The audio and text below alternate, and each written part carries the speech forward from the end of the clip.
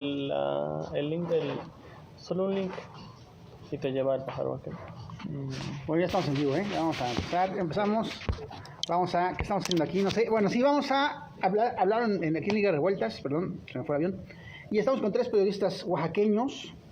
Y bueno, uno de ellos es un tiktokero de fama internacional. No, pero bueno, de 7.500 seguidores, que no, si fuera gringo, no mames, ya estaría cobrando el billetón, pero como no lo es, pero bueno, eso lo vamos a hablar después. Pero vamos a hablar, pero estamos aquí emocionados porque tenemos aquí con nosotros bueno, vayan presentándose, ¿no? Hola, yo soy Karen Rojas. Karen Rojas, ¿cómo estás, Karen? Bien, gracias. Antonio Mundaca. Antonio, el señor Miguel Ángel Maya, Alonso, del mismísimo TikTok. Vamos, TikTok. Bueno, pues estamos con ellos porque nos van a hablar y vamos a platicar pues de una investigación periodística, de un reportaje, de una serie de reportajes periodísticos que abordan una problemática en Oaxaca, pues que bueno, de la que no se habla mucho, que es pues la siembra de amapola, ¿no? La siembra de amapola y cómo esta ha determinado buena parte de las dinámicas sociales de las comunidades en las que se siembra. Bueno, ¿quién quiere iniciar? Mundaca, ¿cómo inicia la idea? Y además, ¿cómo se llama el reportaje en sí para que la gente vaya? ¿Qué onda, Rodrigo? Pues gracias por invitarnos, Rodrigo, aquí a tu espacio. La verdad, te agradecemos la oportunidad de que nos des aquí para poder platicar aquí entre cuates sobre un tema un poco complicado y difícil, ¿no? Bueno, el reportaje son 3 reportajes. La serie se llama Amapola en Oaxaca, Sembradores en la Niebla, ¿no? Y el reportaje como tal, los reportajes son 3 reportajes que los ubicamos en 3 regiones distintas del estado en base a, digamos que, datos de la Secretaría de Seguridad Pública y Secretaría de la SEDENA, la Secretaría de Defensa Nacional, donde en estos datos y este monitoreo que hace con datos de la SEDENA lo hace la ONU, es un monitoreo de drogas que hace la ONU, donde ubican a Oaxaca como el 6º productor amapolero del país. Digamos que ese fue el primer clic. Y después, entrando en el documento, encontramos que entre los municipios amapoleros de Oaxaca, la mayoría se encuentran en la Sierra Sur, que es el reportaje que hace Miguel. Después se encuentran municipios en la región Triqui, en la nación Triqui, que es el reportaje que hace Karen, y municipios de la Sierra Mije, que es el área de reportajes que yo realizo. Entonces, bueno, determinando esto del 6º amapolero, ubicamos los municipios y hicimos un plan de trabajo para reportearlos, ¿no? El proyecto fue, digamos que se hizo gracias al Fondo de Nuevas Narrativas sobre Drogas que convoca la Fundación Gabo cada año. En la edición 2022 fuimos seleccionados nosotros en Oaxaca y una compañera que se llama Eugenia Coppel en Guadalajara. Ella aborda el tema de la marihuana medicinal, que es el tema que ella aborda. Y bueno, nosotros el tema de periodismo sobre drogas enfocado en la amapola en términos muy generales, ¿no? Y pues a partir de ahí desarrollamos el trabajo concretamente en 4 o 5 meses de trabajo, donde pues nos fuimos a las regiones, reporteamos las regiones, pero es algo que yo sí puntualizo. Bueno, el trabajo lo logramos realizar, la verdad, con este apoyo del Fondo de Nuevas Narrativas, donde fue un concurso donde participaron cerca de 300 trabajos en América Latina. Fueron seleccionados 18, entre esos 18, 2 para México y bueno, nosotros. Y puntualmente el trabajo lo realizamos a la Ciudad de México. A Guadalajara y Oaxaca. Son los 2 trabajos de México que se fueron. Que concursamos y bueno, obtuvimos la posibilidad de realizar el proyecto. Bueno, nos dieron financiamiento para desarrollar sobre todo nuevas narrativas, que básicamente era, bueno, implementar al periodismo tradicional, nuevas narrativas en periodismo, enfocarlo un poco a periodismo literario, combinarlo con periodismo de datos, productos audiovisuales, video, meterle arte, de ilustración, buscar nuevas narrativas, como lo dice la beca, ¿no? Entonces, pero algo que antes de darle la palabra a Karen o a Miguel, yo creo que sí es necesario decirle a la gente que el trabajo lo hicimos en 4 o 5 meses, pero que fue un trabajo que nosotros de alguna manera vimos desde hace aproximadamente 3 años. Cuando al ir a reportear a las comunidades o a las regiones, persistía este tema de la violencia disfrazada, que es lo que detectamos, ¿no? Que había... ¿Violencia del narco, dices? Violencia del narco y violencia del Estado. Porque en el trabajo se aborda incluso esta teoría lo que le llama Francisco López Bárcena, que es la triada criminal, que es el trabajo conjunto del gobierno del Estado, las autoridades del Estado, federales y estatales,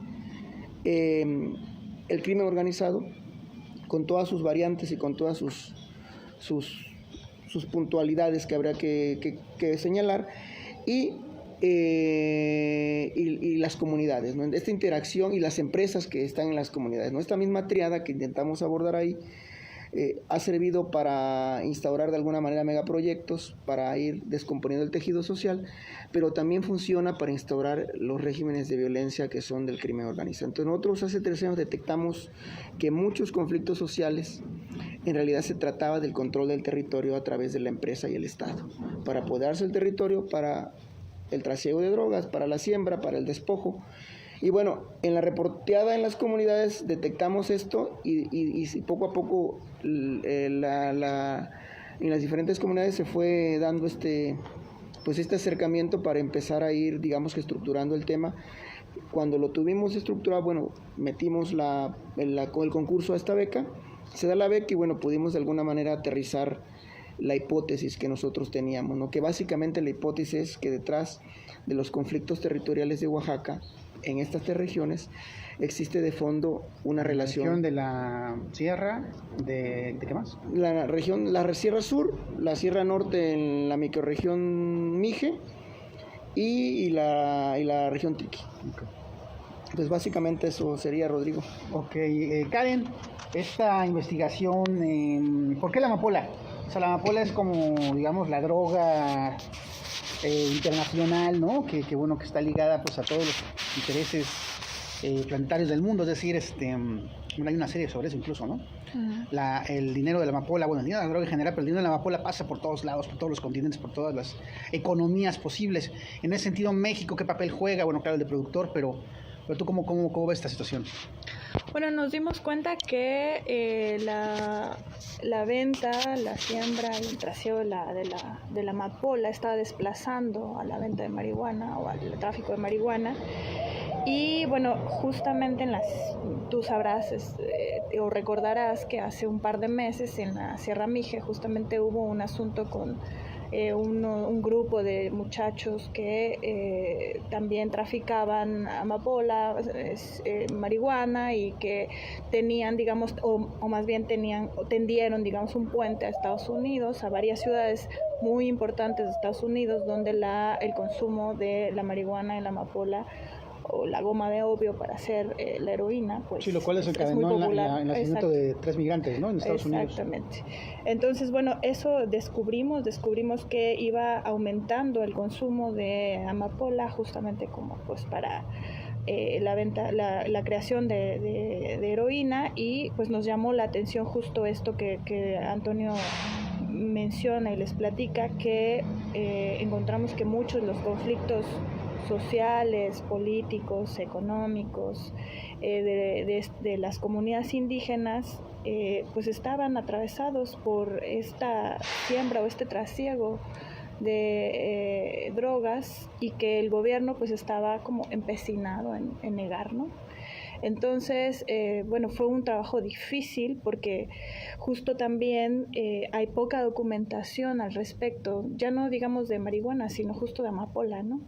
Y además también porque las comunidades que se han dedicado casi ancestralmente a la siembra o el trasiego, pues han sido criminalizadas a lo largo de la historia, pero es verdad, es cierto que el fenómeno del narcotráfico viene tocando el tejido social de estas comunidades. Entonces, queríamos hacer un trabajo de profundidad donde se hablara de estas historias de vida de estos sembradores, de estas sembradoras, y que bueno, no como intentar desmantelar un poco estas narrativas oficiales que hablan de ellos como delincuentes, o que habla de esta economía ilícita que de alguna manera da sustento a la economía inexistente dentro de estas comunidades, pues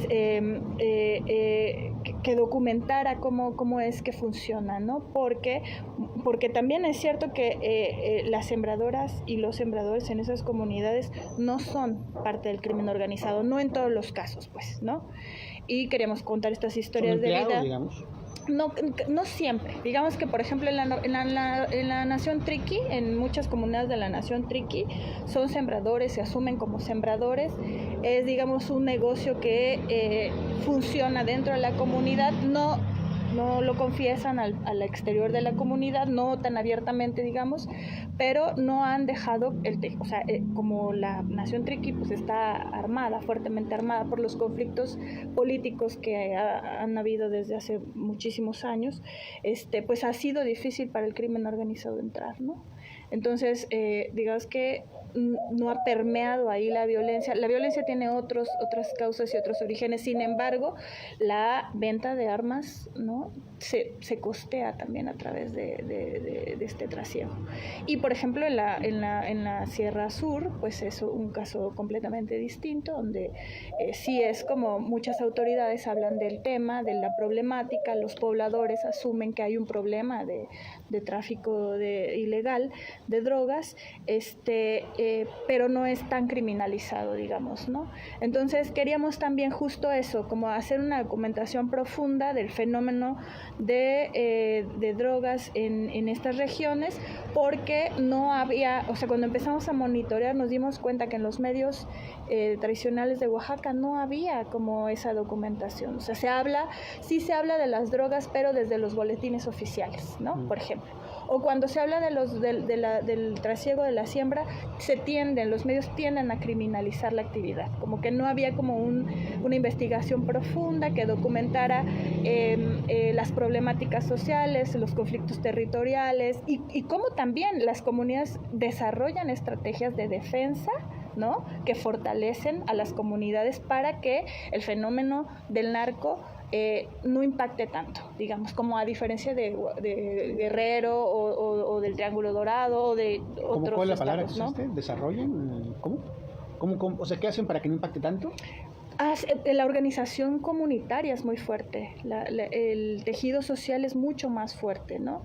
Entonces, su organización interna ha protegido, digamos, sí ha protegido de que la violencia siga en escalada o que se vuelva un problema, por lo menos en este momento, ya un problema pues muchísimo más grave como en otros estados de México, ¿no?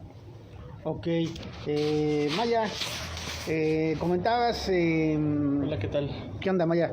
Pues nada, esta investigación, de las cosas que he leído, comentabas que la gente que se dedica a esto incluso ni siquiera sabe lo que es la amapola, ¿no? ¿Cómo está esta situación? Hola, buenas tardes.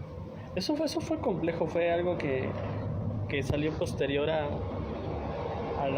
reportaje, porque fue complejo encontrar gente que quisiera hablar sobre esto. Uh-huh. Entonces iba y le preguntaba a unos amigos o a unos conocidos o a no sé quién me encontraba en la calle que si conocía a alguien que sembrara amapola, porque fue complejo encontrar quién quiere hablar. No es tan fácil, es un tema que o causa miedo, causa temor de por lo que pueda pasar si llegas a hablar, ¿no? Entonces en alguna ocasión con una persona me dijo que no, que en mi pueblo todos siembran amapola, desde los niños hasta los más grandes, ¿no? Pero que muchos de ellos ni siquiera saben para qué se utiliza. Y es un problema social, de pobreza grave que existe, de falta de educación, de falta de formación como tal dentro de nuestra sociedad, ¿no? Y más en nuestras comunidades indígenas. El no saber para qué se utiliza esta planta que les da de comer, que les da la comida que llevan a la mesa, ¿no? Y cuya siembra también es bastante, pues, ¿no? Es bastante tortuosa, ¿no? ¿O es fácil? ¿O cómo es? O sea, ¿cómo es la siembra de la amapola? ¿Esta gente cómo lo hace?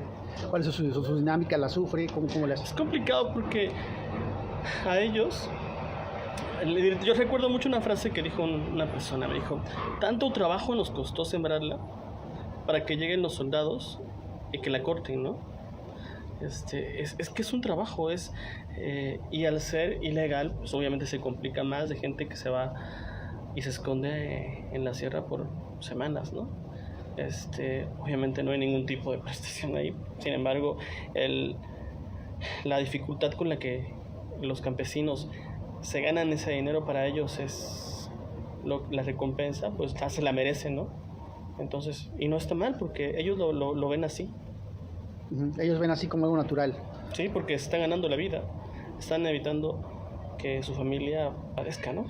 Bueno, es un tema complicado que a mí hasta sudo nada más de hablar de eso, pero bueno, sí, también Imagina si tú sudas. cabría la pregunta, a ver, si entonces los campesinos, las personas que son contratados por carteles, por gente que mueve la... Son sus tierras. Son sus tierras. Ellos las siembran. También nos comentaron por ahí que en la noche llegan las camionetas a traer la cosecha, ¿no? Uh-huh. Pero en sí de ellos son sus tierras, ellos la venden. Obviamente ellos la venden, se la venden a se la venden a personas, ellos no dicen a quién. Claro. Tampoco es que van a ventilar todos los secretos, ¿no? Y tampoco... pues yo tampoco quiero saber a quién. Imagínate. Te pregunta a quién, pues mejor nos vamos todos de aquí. Pero bueno. Sí, como que a diferencia de Oaxaca, a diferencia de Guerrero, por ejemplo, pues es un tema todavía del que la gente en las comunidades no habla, ¿no? O sea, te platica poco, tienen también tienen que pedir permisos a sus autoridades, a diferencia de Guerrero, que Guerrero ya está buscando incluso la legalización, ¿no? Entonces en Guerrero ya te meten a los campos amapoleros sin problemas y te explican cómo, esta economía ilícita les ayuda a subsistir, cuánto a diferencia de la siembra de frijol o de maíz o de otros productos, pues les da de ganancia, ¿no? Y por qué y para qué y cuántas familias dependen de eso, o sea, ya se habla abiertamente, ¿no?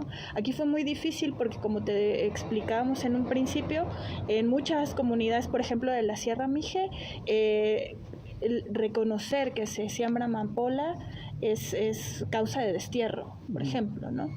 Y bueno, en la comunidad en muchas comunidades de la nación Triqui, por ejemplo, se decidieron hablar porque hay un problema fuerte de militarización, ¿no? Es decir, ellos aseguran que desde 2017 hay la Sedena, digamos, los acusan no solamente de trasiego de drogas, sino también de tráfico de armas, y ellos están, intentando explicar el fenómeno de la militarización. O sea, ¿por qué la narrativa oficial del gobierno dice que si hay siembra y hay tráfico de drogas, si hay siembra de drogas y tráfico de armas, es pertinente entonces que el Estado llegue y tome el territorio triqui, ¿no? Entonces les sirve ahorita como un poco de escudo, de intentar como hacer el planteamiento de todo el fenómeno a profundidad de lo que sucede en la nación triqui, ¿no?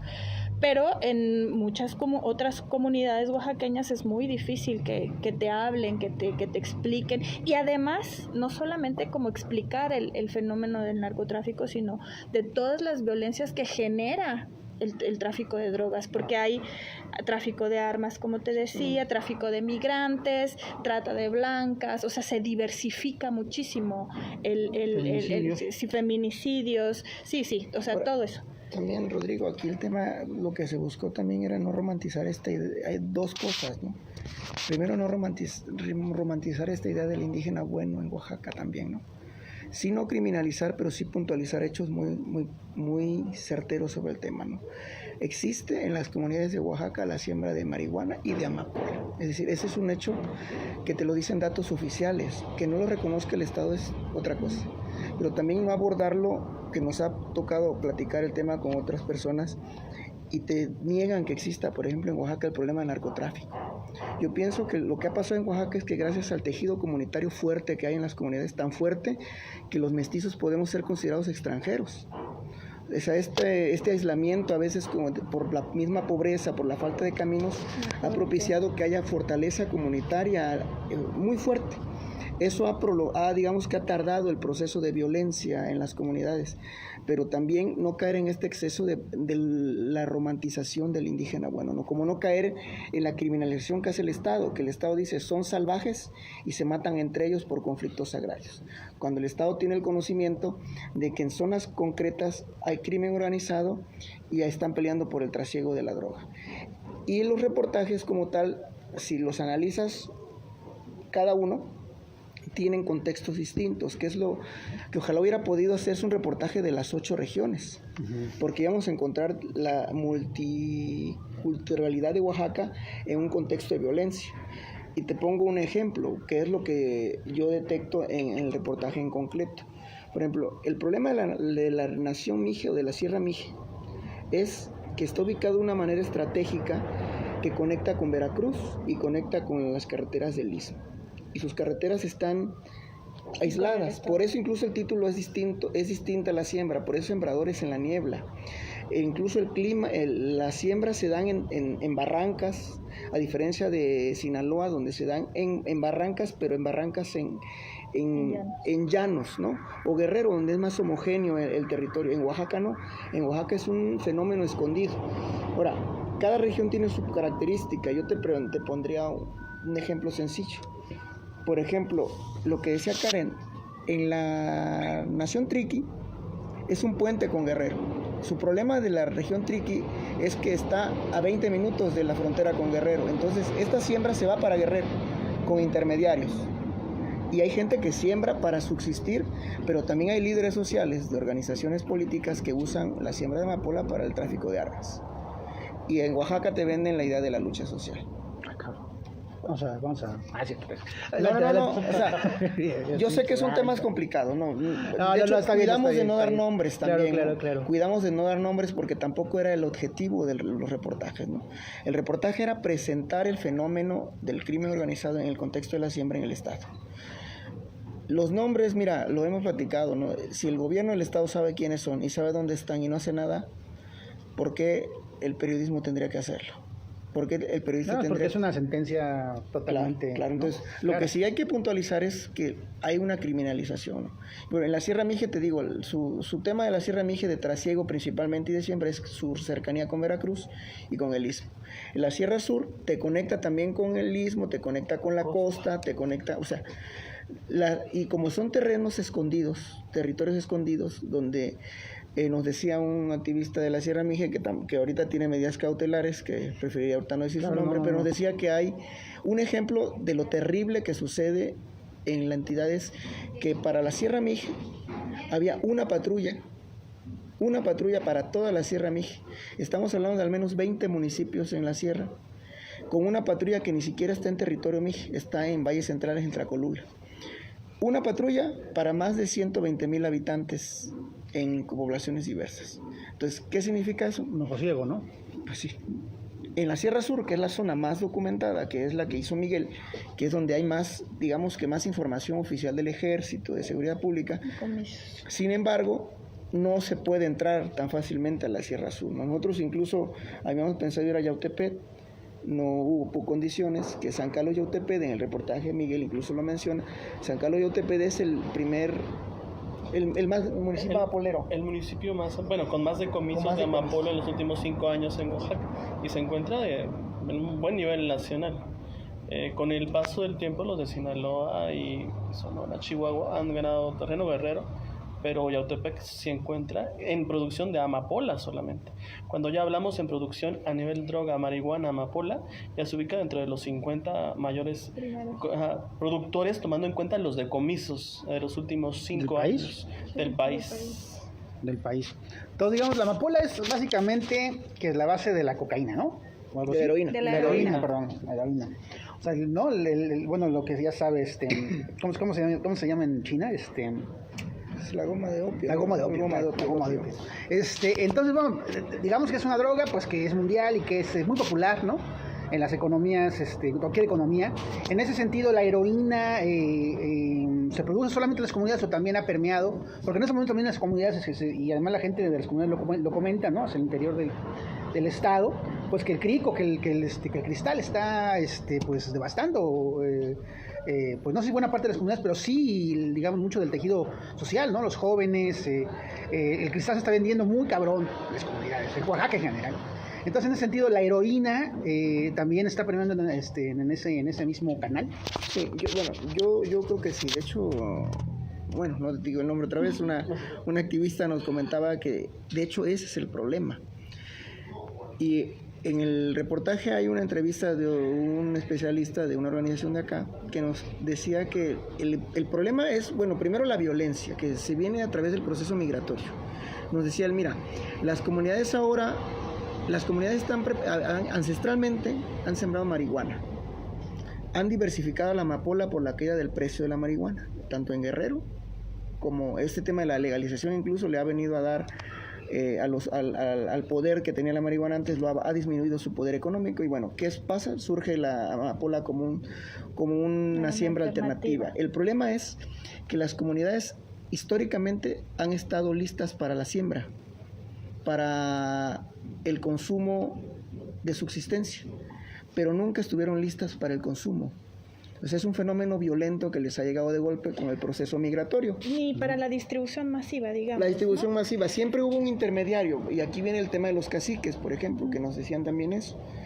Cada región tiene un cacique que a veces el cacique funge como ente político, como ente intermediario entre células del crimen, ¿no?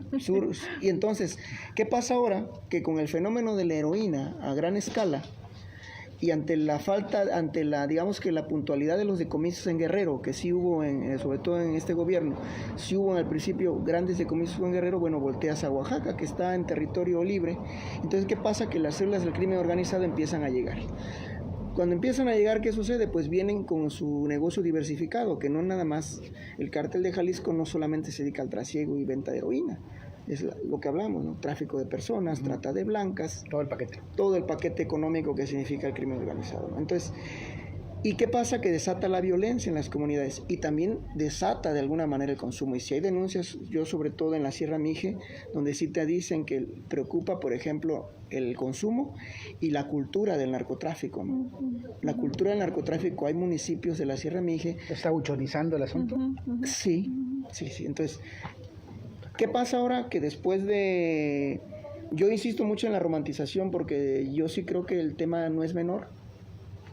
La guerra en Narco comenzó en el 2006 y una década y media después está llegando a las comunidades. Entonces, bueno, también el reportaje lo idea era una medida de alerta. Bueno, primero, ¿por qué si no hubiera reportaje, con la sola declaración del monitoreo de la ONU que te dice que Oaxaca es el 6º productor nacional? Que han pasado desapercibida totalmente, ¿no? Entonces, ¿por qué no hay ninguna política pública o por qué no hay un reconocimiento del gobierno o de la autoridad para empezar a combatir el tema, ¿no? Pues sí, ¿por qué? Porque será, ya sabemos, pero... No, pues sí está cabrón el tema, porque además se inscribe, ¿por qué será? Se inscribe en un escenario que es el tren transísmico, ¿no? Y que se vende en estos momentos en las comunidades, y bueno, en el istmo de Tehuantepec, como porque además, básicamente, el gran proyecto del sexenio de Obrador, incluso se dice que por arriba el Tren Maya. Sí. Y pues con todo ese escenario, lo que se antoja no es poca cosa. Todo ese escenario que acaban ustedes de platicar, de siembra, de trasiego, de grupo de crimen organizado, de buchonización de las regiones. Pues no es poca cosa cuando lo que se propone básicamente es abrir un nuevo canal de Panamá en el istmo de Tehuantepec. En ese sentido, parecía que la cosa se va a poner peor, ¿no? ¿Cómo ven ustedes? Sí, bueno, se va a poner peor. Además, hay muchas evidencias, también lo hemos platicado en otros reportajes, ¿no? De que pues hay vínculos muy estrechos entre muchos actores políticos actuales, pero también que vienen entrando, digamos, ¿no? Con grupos o células del crimen organizado, ¿no? Entonces la cosa se puede poner, sí, color de hormiga. Y también en ese sentido, digamos, el reportaje o los reportajes son una advertencia, ¿no?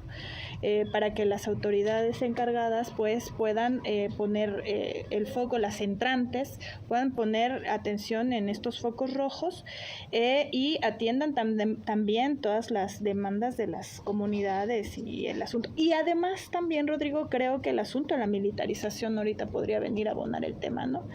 Si bien las comunidades desde hace bastante tiempo han venido ya, digamos, denunciando el incremento de la militarización en estas zonas, por ejemplo, del Istmo, ahora con la entrada del nuevo gobernador y sumándose estas problemáticas que pues ponen todavía la situación más complicada, pues es un pretexto perfecto para que la militarización ya se dé sin cortapisas, ¿no? Sí, la mayoría ya en el país ya se dio, ¿no? Ya, sí, ya está, digamos, autorizado, ¿no? Ya es constitucional el asunto. Exacto, son, digamos, acciones oficiales, completamente oficiales, que, bueno, si bien no son nuevas, pues sí, ya se va a tener todo el permiso de la autoridad para que se puedan militarizar sin ningún temor estas zonas indígenas, ¿no? Fíjate, yo pienso, yo no lo acuñaría yo, bueno, más bien es como una teoría personal, o más bien es un presentimiento personal, que a mí a nivel también personal me preocupa, porque yo veo con esto, digamos que esto es como una punta del iceberg, que yo pienso que en el próximo sexenio el peligro es que se viva la guerrerización de Oaxaca. Es decir, ¿guerrillas? ¿Guerrillas como las FARC de no sé si Colombia? Más la guerrerización en el sentido de la violencia del crimen organizado. Okay.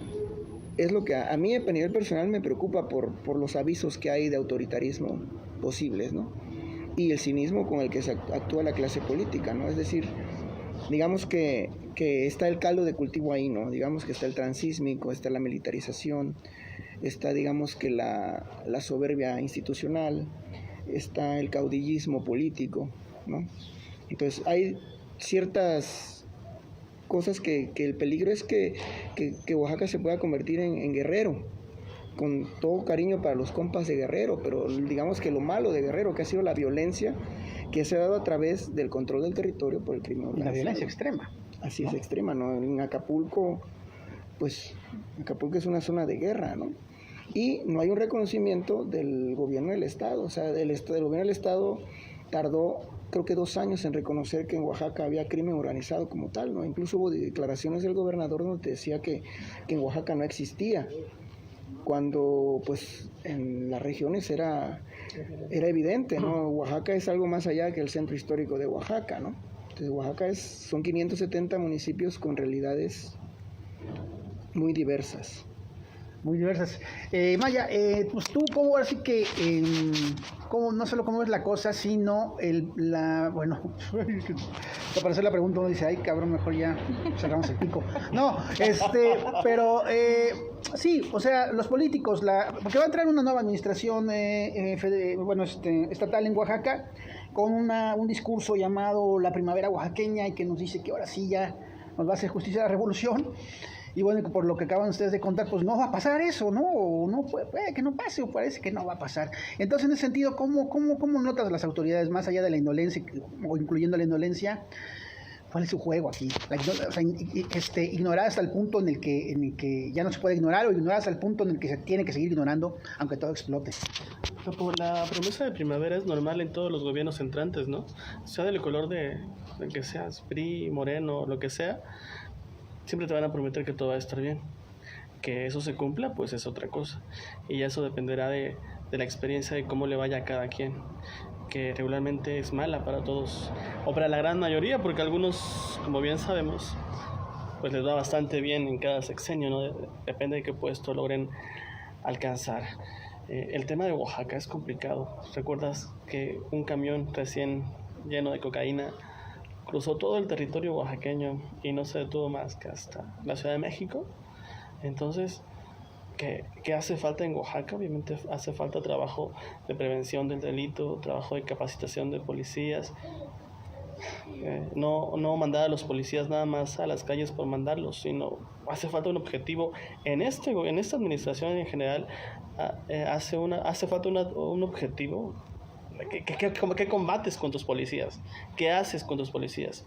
¿O solo los mandas a vigilar, como diría Muki, el señor Mondaca, el centro histórico, y que aún así cristalean los carros, aún así roban los celulares, aún así asesinan a gente en las colonias narcomenudistas, según lo dicen?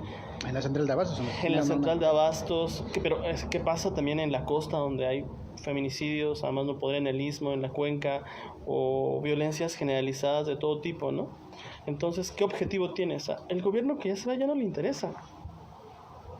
Como que para qué se va, yo supongo, es mera suposición, como para qué se va a desgastar en hacer algo que no lograron en 5 años. Le sobran 2 meses, ¿no? Pero digo, como que ¿para qué se van a desgastar ellos? A ellos se les criticó duramente. En los medios de comunicación tuvieron como que contrastes dentro de esta administración, bastantes extraños, ya sea por falta de publicidad, no sé. Entonces, ahorita ya no les están dando. Inclusive los medios de comunicación ya se cansaron de señalar, ya está, pues ya se va. Y bueno, qué bueno que dices ustedes los medios de comunicación, porque bueno, no dejando atrás, sino como que como que partiendo también de otro punto de la problemática que se nos viene, que ya está aquí, pues es el mismo ejercicio que ustedes hicieron, ¿no? El mismo ejercicio del periodismo. Porque pues hace la semana pasada tuvimos que el gobernador electo, el señor Salomón Jara, mandó un mensaje a un periodista, ¿no? De apellido Corro, que había básicamente pues denunciado a una funcionaria pública, que no sé si su nombre, creo que la presidenta municipal, de Guajuapan, ¿no? Guajuapan. Y el señor Salomón Jara, nada más y nada menos, hace un mensaje así público donde dice que esos ataques tienen que parar, porque esta señora es totalmente honesta, y la palabra que usó, la expresión que usó es: hasta aquí llega esto. Y entonces uno cuando dice, cabrón, o sea que el gobernador electo, que dentro de 2 meses ya va a estar en funciones, ya está diciendo a los periodistas y al periodismo que hasta dónde llega la cosa, ¿no? Hasta acá se parte el asunto. Y porque además no está en la Ciudad de México, porque además es una estrategia que usa el presidente Andrés Manuel López Obrador todas las mañanas, señalar al periodismo, a los periodistas, ¿no? Conservadores, no conservadores, o incómodos, noticias que no le gustan, señala al periodista o a la fuente de información y dice, no, conservador. Y bueno, ya viene todo el asunto de redes sociales, no descalificación. Pero en Oaxaca, cuando señalas a un periodista, si no le está poniéndose las cosas como están, pues básicamente le pones el dedo. Le pones el dedo para cuestiones pues bastante peligrosas que le pueden pasar, si no es que mortales. Entonces, en ese sentido, ahora sí que ¿cómo ven ustedes la cosa que viene con este nuevo sexenio y con esta nueva, este nuevo tipo de advertencias de que hasta aquí llega esto, ¿no? Bueno, yo creo que no es un fenómeno nuevo. Desde que asumió la dirección del gobierno del país Andrés Manuel López Obrador y sacó su famoso ¿quién es quién en las mentiras?, pues ha utilizado una tribuna tan importante como la del gobierno federal para criminalizar y estigmatizar la labor periodística en el país, ¿no? Sin embargo, sí creo, bueno, es una cosa muy grave y sin embargo sí creo que esto ha generado también una polarización intensa, ¿no?, que ha afectado sobre todo a los estados, pues que se han destacado por hacer un periodismo pues más combativo, de resistencia, ¿no? Porque bueno, si bien es cierto que en la capital del país estos fenómenos del narcotráfico pues, se conocen desde la comodidad de los escritorios, pues en el interior del estado los reporteros de a pie seguimos yendo a las comunidades, seguimos hablando con las víctimas, seguimos intentando desentrañar pues así, ¿no?, caminando, preguntando y todo esto. Entonces, especialmente en el interior del estado, la criminalización, la persecución, la violencia, las agresiones contra los periodistas pues va aumentando. Pero en el estado de Oaxaca, además, justamente como lo dices, nos parece, y creo que en eso coincidimos los tres, que el gobernador entrante podría ser un poco, o bueno, podría ser también bastante, ¿cómo llamarlo?, intolerante a las críticas, ¿no? Y bueno, también, digamos, hemos también señalado que varios operadores políticos y económicos de este gobierno que entra, pues justamente tienen su bastión en una región muy peligrosa como el Istmo, donde el crimen organizado permeado. Entonces, sin sugerir nada, pero sí, digamos, con evidencias muy claras, pues puede ser que el gobierno entrante sea también muy reacio a mantener un diálogo cordial con los medios de comunicación o en este caso con los periodistas y haya persecuciones. Yo no lo dudaría y creo que en ese sentido también nos parece a nosotros que vamos a extrañar al PRI. Y mira, me duele decir esto, pues, porque no lo hubiera pensado, ¿no? Pero pues sí, parece que el gobernador Salomón Jara, o nuestro futuro gobernador, pues ha sido ya bastante señalado por mantener una relación poco tolerante con la prensa, ¿no? ¿Cómo es el tema, Antonio? Híjole, yo cuando hablo de la guerrerización que te dije hace rato, lo veo también con el espejo del gobierno que viene. Yo estuve revisando unos textos ahí de la Guerra Sucia del 74 al 78 cuando gobernaba Rubén Figueroa Guerrero.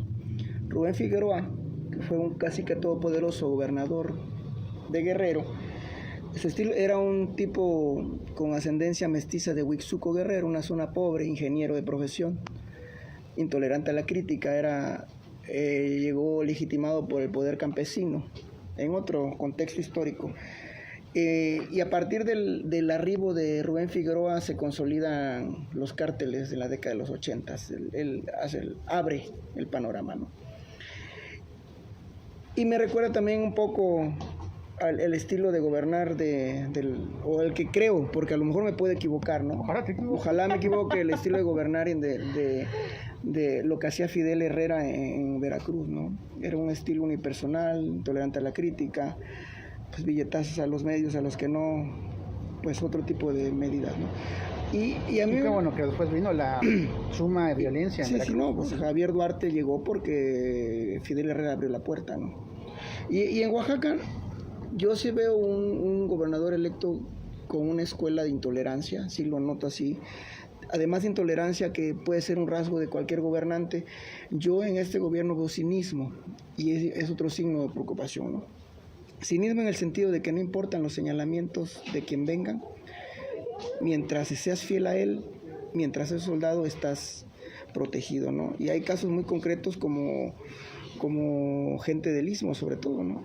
Operadores del Istmo concretamente, que tiene señalados no por los periodistas, sino señalados por la Unidad de Inteligencia Financiera y por un proyecto internacional de combate al lavado de dinero, por ejemplo. Eso digamos que es un símbolo que en Oaxaca pasó desapercibido incluso.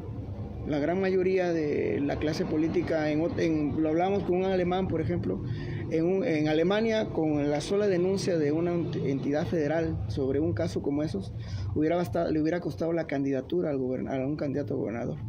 Aquí no pasan estas cosas. Y además de eso, no hay ni siquiera el tacto para decir, bueno, yo te pongo en la banca mientras pasa la tormenta, ¿no? Yo te defiendo contra viento y marea, y vas a tener un cargo de Estado, ¿no? Entonces yo sí veo esos visos de cinismo incluso que son bien peligrosos. Y contra la prensa, pues yo no espero nada nuevo, Rodrigo, la verdad. Desgraciadamente yo soy muy pesimista en ese sentido. Yo pienso que va a haber más intolerancia. Gabino fue un virrey y Murat ha sido frívolo.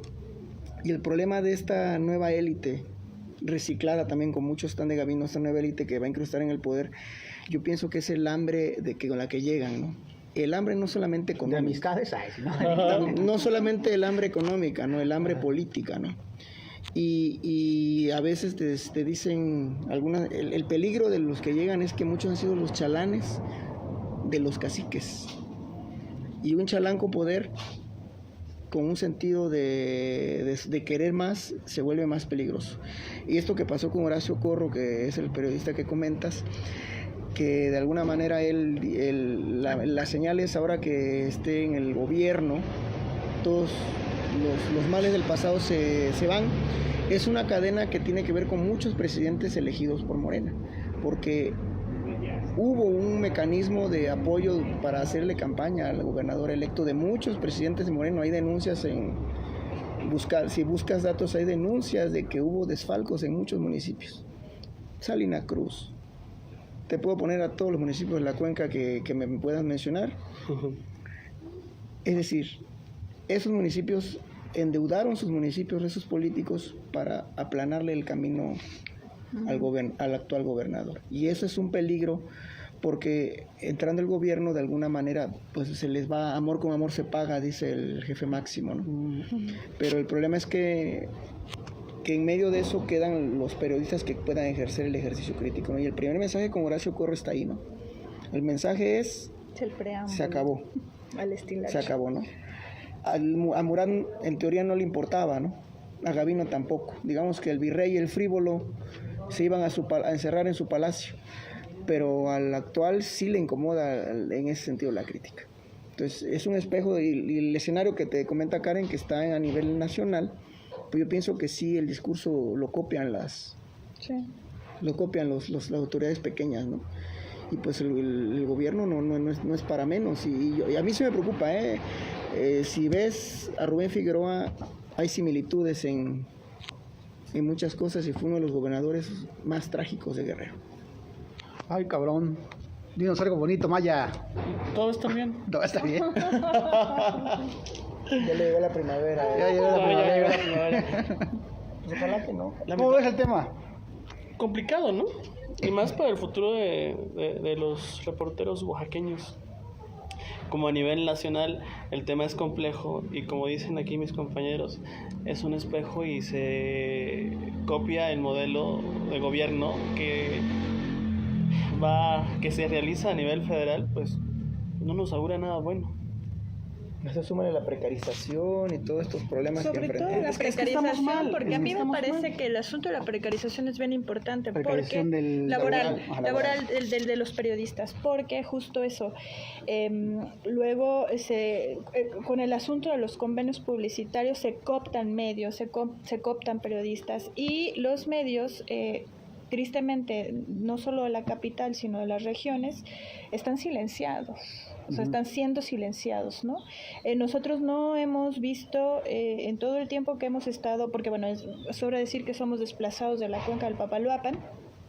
Llevamos 3 años en la capital del estado, pero el funcionamiento que se da, el funcionamiento mediático que se da a nivel del estado es muy parecido al que se vive allá en las regiones. Y nosotros creemos que el periodismo en las regiones ya está cooptado justo por la precarización laboral.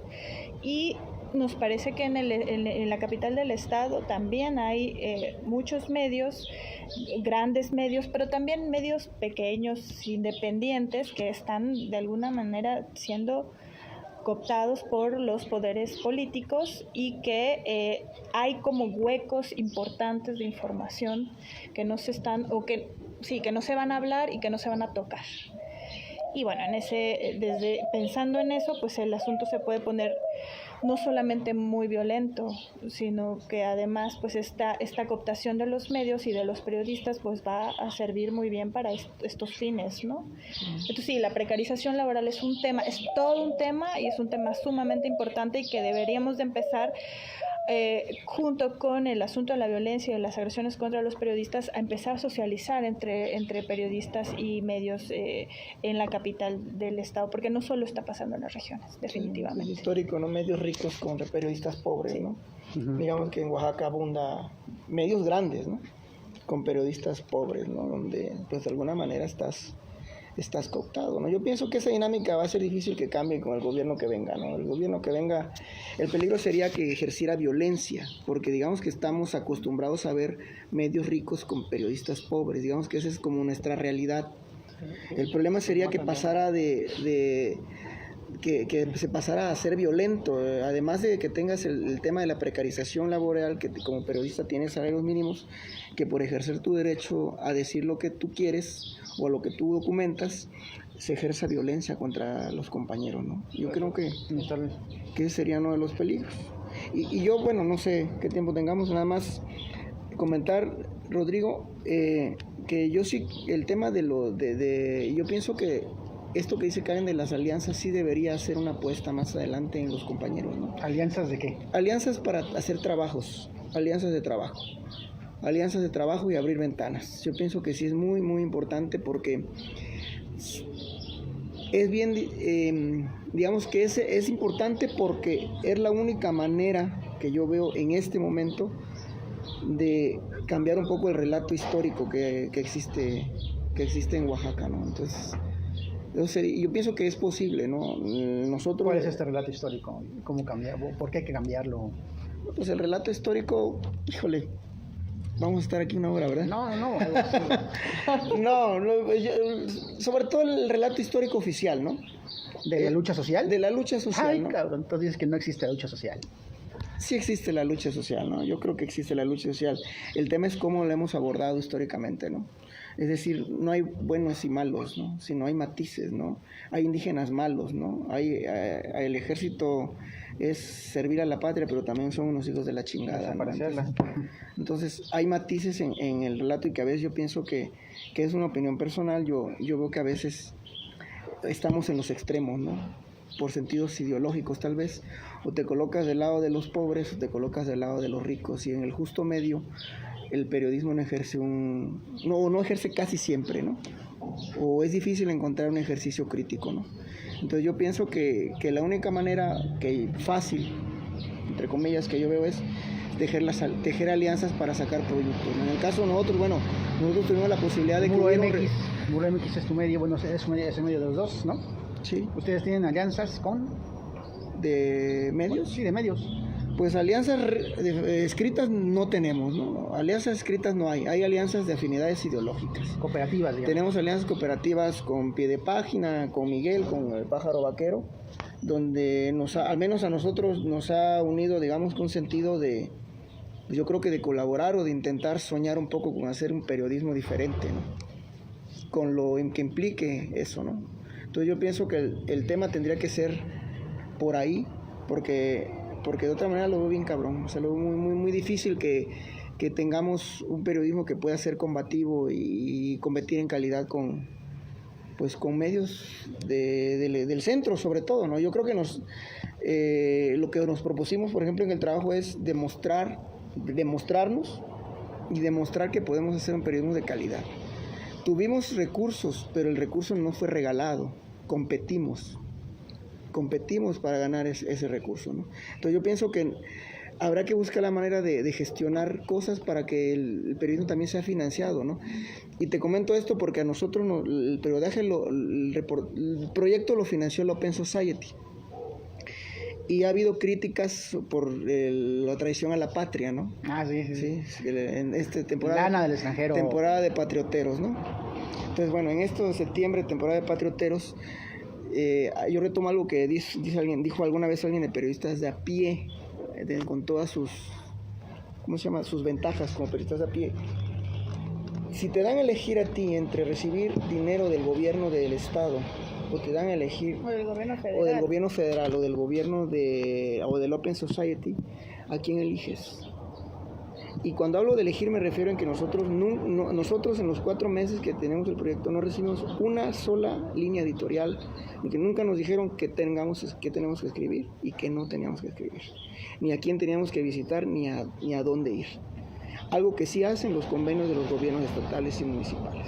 Te dicen qué escribir y qué no escribir. Entonces ahí sería un tema interesante de debate, ¿no? Porque estas organizaciones traen una agenda, ¿sí? Pero hasta dónde la agenda que ellos traen en realidad impacta a lo que tú estás haciendo, ¿no? A nosotros, cuando hemos querido tener convenios con gobiernos municipales y gobiernos estatales, siempre ha habido la imposición o el intento de imposición de una agenda.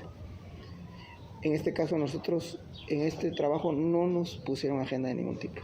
Entonces, bueno, ese era un tema de reflexión en esta temporada de patrioteros, ¿no? Que la patria, esa cosa... La patria se fue a la verga, pero bueno, en ese sentido, yo también, lo que yo creo que podemos también como reflexionar ya para ir finalizando, y creo que es algo serio, hace un tiempo, hace unas semanas, o una semana y media, o algo así, un amigo, ¿no? Yo venía caminando con un amigo y me decía, no sé qué pasó en Oaxaca, si ya la rebeldía ya desapareció, ¿no? Y hablando específicamente del tema de la gentrificación, que la ciudad está súper cabrón y que eso nos llevaría a otra hora y media a platicar eso.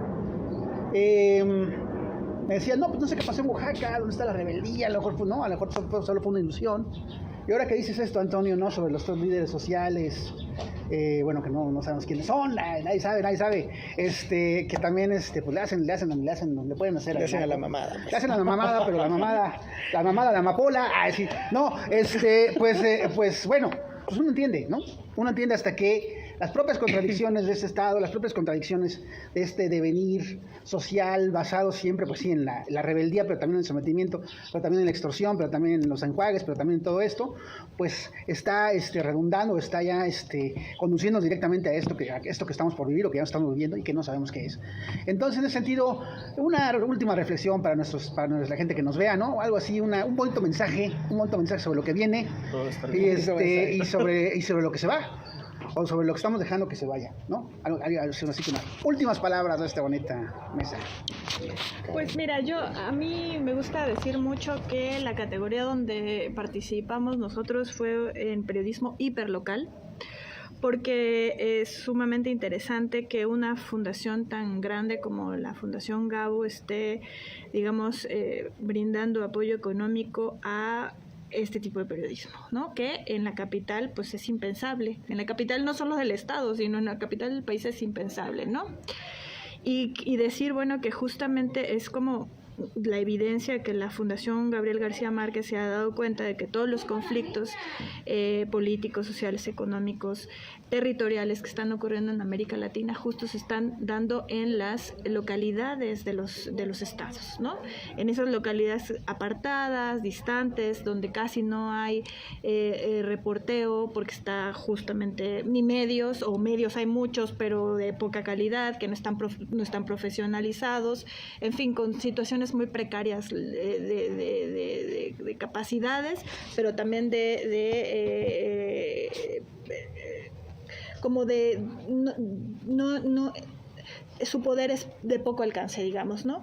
Y, sin embargo, la utilidad que estos medios hiperlocales brindan a los tejidos comunitarios, a la sociedad en general, es muchísima, ¿no? Es muy amplia. Entonces, decir que los periodistas, sus medios, estos medios pequeñitos, independientes, puedan llegar a aspirar a tener un apoyo económico para ejercer un periodismo libre, digno también y de calidad, pues es decir que justamente algo está cambiando, ¿no? Y que me parece que hay capacidad, hay muchísima, pero es necesario como tener conciencia de que hay herramientas y de decir y el valor, creer que ¿dónde se puede puede sacar el valor frente a un territorio del miedo, que es lo que está Bueno, miedo no se nos quita, el miedo siempre está ahí. O sea, el miedo no se nos quita, pero tampoco se nos quita la indignación. Me parece que también esa es una de las cosas, ¿no? Que como para poder seguir insistiendo en este medio es para que estés o muy indignado o muy enojado. Pero me parece que el miedo siempre está ahí. No es que se te quite el miedo y esto que te den el apoyo. O sea, tenemos miedo, pero también tenemos mucha indignación y sobre todo que todos los conflictos están pasando en las localidades de Oaxaca. Y se puede, solamente es cuestión de buscarlo, de pelear por él, de creer en esos espacios. Y está el claro ejemplo del Pájaro Vasquero, que es un medio independiente que tiene muy poco tiempo de su fundación, con poca gente trabajando atrás del medio. Está el Muro, pero están otros muchos en la capital del estado, en el interior del estado también. Y entonces, bueno, eso, como incentivar a los compañeros y a las compañeras de que otro periodismo es posible. Suena un poco trillado el asunto, pero es posible. Hay que tener conciencia de que el periodismo tiene una utilidad social y que el periodismo no es estar cerca del poder, ¿no? Es denunciar al poder, contra el poder, sobre el poder, pues, ¿no? Y también decir que estas alianzas que gestan justamente estos pequeños medios, estos pocos periodistas, de alguna manera visibilizan y colocan estas agendas perdidas en el interior del estado, las colocan a nivel nacional. Eso es lo que está pasando ahorita. En ese sentido, sí, otro periodismo es posible. Ya no estamos en épocas de trabajar aislados, de trabajar, digamos, buscando la nota. Estamos en tiempos tan violentos que se requiere cooperación, se requiere ser solidario con los compañeros, se requiere trabajar de la mano con muchas y muchos de ellos para que esto vaya siendo, por lo menos desmantelando, digamos, las actividades o la manera en la que los gobiernos o las autoridades se han portado durante todo este tiempo. Eso es. Maya. Lean el reportaje si no lo han leído, los reportajes, los textos. ¿Están en? ¿Por qué la gente debe leer el reportaje? Porque está chulito, porque está bonito. Pero más allá de eso, güey. Es crítico. Es un buen trabajo de investigación. ¿Qué les muestra de Oaxaca? Oaxaca? De campo. Un Oaxaca ¿La degradación? que ha buscado ser... un Oaxaca que ha sido invisibilizado. Yo creo que ese es el punto. Que los gobiernos han tratado de ocultar y que está ahí. Y que es más de lo que nos muestran en las planas de los periódicos nacionales o en las revistas estas de moda, y que Oaxaca al final no es eso, no es un gobernador con cara bonita. Bueno, dice de Salomón, porque no creo. No, estamos hablando ya. con una esposa de tez clara. Oaxaca es eso que está en el reportaje a profundidad, escrito con voces de oaxaqueños de verdad. ¿Crees que en un año y medio un reportaje así se puede hacer en Oaxaca? No creo. Lamentablemente. No me des miedo. Pero ahorita sí, léalo. No, espérate. A lo que voy es que es complicado. El punto de esto es que es complicado, no es fácil. Si fuera fácil, saldrían cada mes. Pero es complicado, así que léanlo, vayan al Pájaro Vaquero, está en el Muro MX, en pie de página, en los micrositios ahí están. Lean el Muro MX, lean el Pájaro Vaquero. No publicamos mucho, pero cuando se publica bonito, se publica chulito y con un enfoque crítico siempre. Muy bien, suerte en TikTok, Maya. ¿Cómo le haces? ¿Cuál es tu secreto para triunfar en TikTok? ¿No? ¿Tienes un secreto? Aquí mi estimado Rodrigo Islas está sumamente emocionado por la cantidad de seguidores que tengo en TikTok, sí, no, que por son favor, bien poquitos, por favor, tomando en cuenta cómo... esa red social, pero ya, y luego visitan mejor. Ya que lo monetices. Ya, cuando lo monetices. Ya Sí, ya voy a invitar las chelas, por fin. Bueno, ¿qué onda? Antonio Mundaca, últimas palabras, futuras palabras. Futuras. Oye, pues, híjole, me espanta un poco que me dice Miguel que él cree que en un año y medio no se va a poder publicar nada. No, yo espero que sí, yo espero que sí. Yo espero que sí podamos seguir publicando, ¿no? Si no aquí, en donde tengamos que hacerlo, pero vamos a seguir, ¿no? Yo nada más te diría que yo creo que hay que colaborar, Rodrigo. Lo que sigue del periodismo, decía Darío Restrepo, que es uno de los maestros fundadores de la Fundación Gabo, de los viejos, decía algo como que al final el periodismo futuro, estamos hablando que él lo dijo en los 90s, el periodismo futuro ya no se iba a tratar de medios, se iba a tratar de personas, que el futuro no estaba en los grandes periódicos, sino la gente con el paso del tiempo y con las nuevas tecnologías y con este tema de la posverdad y todo este rollo de las mentiras y todo esto, la gente iba a seguir periodistas. La gente iba a llegar el momento en que iba a decidir a quién seguir y a quién creerle, y eso le tocaba a los periodistas.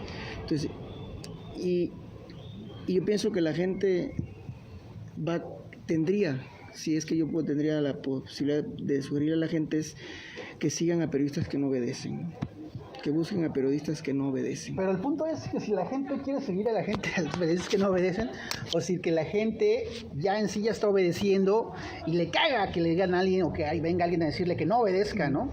Yo creo que también es como ya un asunto como de... Porque yo creo que totalmente la gente consume no, periodismo. pero la gente se da cuenta. Yo pienso que también es un tema de autocrítica. La gente se da cuenta. O sea, es decir, tú puedes decir yo no obedezco, cabrón, pero si ven tu trabajo, la gente, tu trabajo te desnuda. Sí. Porque tú puedes ir por la vida diciendo yo soy un periodista crítico y yo no obedezco y yo soy chingón y la chingada, pero en esos tiempos pones Google y ves tu trabajo y la gente se da cuenta quién eres. Entonces yo pienso que no es tan fácil engañar a las personas. Sí, yo creo que se ha subestimado la audiencia. Creo que Sí, también se han apostado, digamos, como por formatos como impresos, con fotografías, imágenes así muy ostentosas, o transmisiones pues en vivo y estas cosas, pero hay también, digamos, como una camada de personas que consumen medios que están, digamos, pensando en leer, en informarse a profundidad, que ya no aceptan solamente declaraciones sin contexto, que se cuestionan si la información es tal o cual o no, o sea, que tienen posturas políticas, fijan posturas políticas, es decir, hay todavía un grupo de personas que saben escoger los medios, y decir que ya no hay, digamos, que ya no permiten que les digas qué hacer, bueno, es verdad, pero justo lo que dice Antonio es importante, se dan cuenta. Pero es un proceso educativo complejo, ¿no? O sea, no es fácil. Sí, no es fácil. Y sin duda, y yo creo que se dan cuenta, y justo ellos son, de alguna manera, los que han permitido que estos medios, estos periodistas, pues tengan esa cabida en un momento en el que los medios han sido, y la información es tan volátil, ¿no? Ahora, eso que dices sí es importante, porque yo siempre he reflexionado, cuando puedo hablar con algunos compas, les comento, ¿no? También la gente sí está preparada para recibir buen periodismo, pero hasta dónde no. Y hasta dónde también ha sido culpa de nosotros mismos los periodistas. Es que consideran a la mañanera periodismo, o sea... la mañanera es un instrumento de comunicación política, pero eso podemos decir eso, pero la gente considera para informarse va a la mañanera, y si la mañanera dice que los periodistas están mintiendo, pues dice, sí, los periodistas están mintiendo, y todos están en la siempre ha estado ahí. Pero sí, exactamente, gente que siempre ha estado ahí, pero creo que hoy el discurso del poder es simplemente, pues, ha invisibilizado de alguna manera el periodismo, ¿no? Lo ha invisibilizado, estos asuntos precarios de economía, pues no son de gratis, porque ya el periodismo tampoco ya se consume tanto como antes. Es fácil. La pregunta sería, ¿cuántos estos periodistas hijos del 68, que estos periodistas también tienen que ver un tema reflexivo, porque estos periodistas que se han vendido de izquierda toda la vida, que son hijos del 68, hijos de la guerra sucia, hoy legitiman la militarización, ¿no? Está cabrón. Entonces, también a lo mejor a los que estamos en desacuerdo, que le llamen periodismo a la mañanera, habrá que decirle a la gente que estamos alrededor, no, mira, la mañanera es un instrumento de comunicación política y sirve para poner en la agenda lo que dice el presidente y para hablarle a su cuota de poder, que es la que tiene la popularidad del 60%. Entonces también esa sería nuestra chamba, y demostrarle qué sí es periodismo, o qué deberíamos nosotros, o qué nosotros entendemos por lo que es periodismo, y al final ellos decidan, ¿no? Porque al final también este tema de lo políticamente correcto, de que el pueblo es bueno y sabio, pues hay pueblo que es pendejo y hay pueblo que es bueno. Entonces es la neta, o sea, hay pueblo que es bueno. Como te decía hace rato, hay ejército que es patriota, pero también hay ejército que es hijo de la chingada. Entonces la chamba nuestra también sería de intentar a esa maquinaria colocarle el tema, ¿no? Decirle, mira, Sembradores de la Niebla es lo que nosotros entendemos por periodismo, y se trata de esto. Son crónicas, hay ilustración, hay esto, ¿no? Y la mañanera es un instrumento de comunicación política. ¿Por qué? Porque se dedica a poner la agenda del presidente y lavarle la cara al poder. Entonces, también esa tendría que ser nuestra chamba, ¿no? Finalmente, Oaxaca, teniendo pues todo este historial de lucha, pues porque sí de lucha, o sea, independientemente de los líderes y todo, hay un historial de lucha de, bueno, el 2006 no se diga, ¿no? Que es algo inédito en cualquier otra parte del país, pero teniendo todos esos antecedentes, hoy se puede correr el peligro de que Oaxaca se convierta en esta zona del silencio, que de repente muchas o grandes partes del país se han convertido pues con esto, con la violencia, con la censura que trae esta violencia, con el peligro de decir algo, ¿no? De que amanezcas con los huevos en la boca. Entonces, en ese sentido, ¿cómo ven? O sea, ¿Oaxaca está en ese peligro, o puede llegar a ese punto, o estamos ya como diciendo muy alarmistas? Oaxaca siempre pie de lucha, ¿cómo lo ven? Ya hay zonas silenciadas. Ya hay, Oaxaca, la cuenca en Tuxtepec estuvo desde el 16, está silenciada en muchas regiones, en Tuxtepec nada más. El Istmo sin duda está silenciada en muchas partes del Istmo. El Istmo hay una fusión de los partidos políticos que operan para el crimen organizado. El crimen organizado, opera para los partidos políticos. Es decir, ahí está. El reportaje intenta también habla un poco de eso, ¿no? Son zonas silenciadas. Yo te repito el argumento del principio. ¿Por qué si Oaxaca es el sexto productor nacional de amapola, según el monitoreo de la ONU, ¿por qué en los medios no existe más documentación? ¿Por qué el gobierno del estado, este gobierno, no sé el que venga, pero por qué este gobierno sigue en el carnaval, no habla del tema, cuando hay denuncias de las comunidades del problema? Entonces, yo pienso... Sí, porque además el gobernador siempre se lo ha dicho que es por conflicto de tierras, nunca ha dicho otra cosa. Sí, no, ellos administran, son árbitros de conflicto, porque tampoco ni siquiera en lo político lo resuelven, solo administran los conflictos y dejan a las personas pelear, ¿no? Digamos que esa es la ingeniería, ¿cómo le llaman esto? La ingeniería del conflicto, ¿no? ¿Sabes qué? Peleense entre ustedes mientras yo administro los recursos y nos vemos para el sexenio que viene, ¿no? Entonces, los peligros están ahí. En la prensa no sé, fíjate hasta dónde, ojalá que no, yo soy pesimista, yo creo que también el tejido comunitario de Oaxaca es bien fuerte, es muy fuerte, eso sí es real, ¿no? Lo único que no estoy de acuerdo es con la indígena puro y santo, ¿no? O sea, hay que entrarle a los matices, es lo que yo pienso, incluso en el discurso revolucionario, ¿no? Hay matices en este discurso revolucionario. Y la obligación de los periodistas sería decirle a las personas, mire, este revolucionario desayuna en el Consati y cobra en la Cámara de Diputados, cabrón. ¿Sí? A eso tendría que ser nuestra chamba para que la gente pues no se vaya con el canto de la sirena. Tienes una denuncia, Maya, un nombre, porque no te voy a dar el cámara. No, te vamos a saludar. ¿Qué pedo, qué?